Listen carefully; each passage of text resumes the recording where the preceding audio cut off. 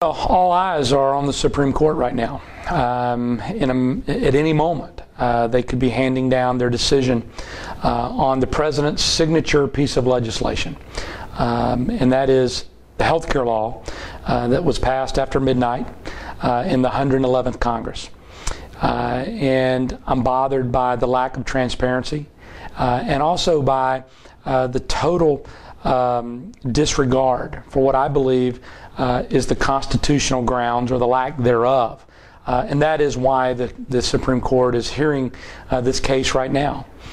I believe that the president is on very shaky ground by claiming that the individual mandate that the law was based on allows the federal government to purchase or to mandate that the federal government require that private citizens purchase anything.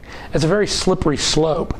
The president is I'm sure, very nervous right now, as are those of us who love and appreciate our founding documents. Now, what does that mean when it comes to their decision? Well, we need to make very clear that we have some challenges regarding health care and its delivery and the rising cost of health care. So if the Supreme Court strikes down the decision, or if the Republicans win the White House and the Senate and control the House and repeal the law, that doesn't mean that we cannot put forth solutions to address the problem. We can't just throw stones.